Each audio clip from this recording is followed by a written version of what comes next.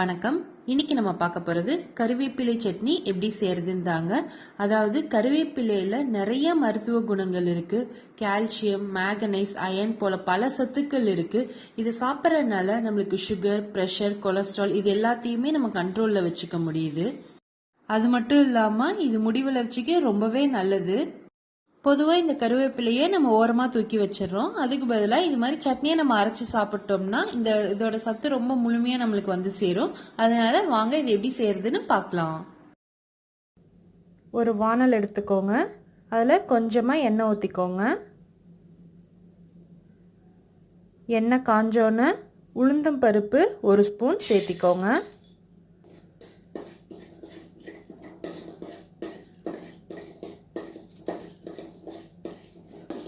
உளுந்தம் பருப்பு லைட்டாக கலர் சேஞ்ச் ஆனோன்னே நிலக்கடலை பருப்பு கொஞ்சம் போட்டுக்கோங்க.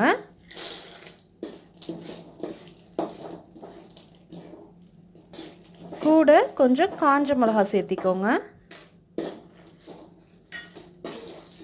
எல்லாத்தையும் நல்லா வறுத்து விடுங்க.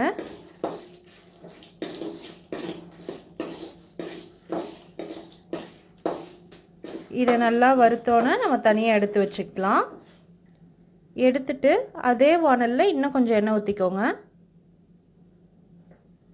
கூட ஒரு 10 சின்ன வெங்காயம் சேர்த்திக்கோங்க. கூட கொஞ்சம் பச்சை மிளகாய் ஆட் பண்ணிக்கோங்க. ஆல்ரெடி நம்ம காஞ்ச மிளகாய் போட்டிருக்கோம். அதுக்கேற்றாப்புல நீங்கள் பச்சை மிளகாய் சேர்த்திக்கலாம். எல்லாத்தையும் நல்லா வதக்கி விடுங்க.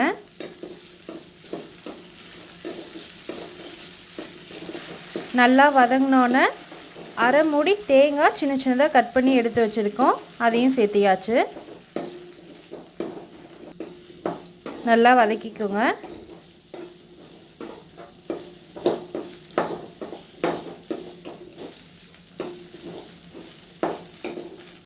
எல்லாத்தையும் நல்லா வதக்கினோன்னே நம்ம கருவேப்பிலையை போட்டுக்கலாம்.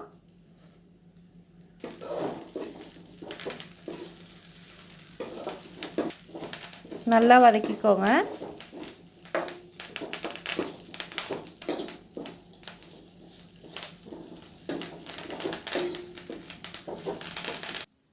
போதும், இது ரொம்ப வதக்க வேணாம். நம்ம கூட புளியை போட்டு ஆஃப் பண்ணிடலாம். புளி இந்த சைஸ்க்கு சேர்த்திக்கோங்க.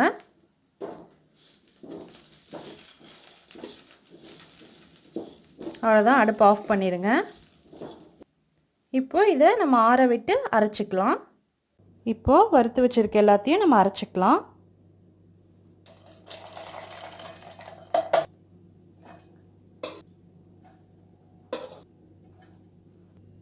தேவையான அளவு உப்பு சேர்த்திக்கோங்க. இதை எல்லாத்தையும் நல்லா அரைச்சி எடுத்துக்கலாம். இப்போது நல்லா மைய அரைச்சாச்சு. அவ்வளோதான். இப்போ ரொம்பவே டேஸ்டியான ஹெல்த்தியான சட்னி ப்ரிப்பேர் பண்ணியாச்சு.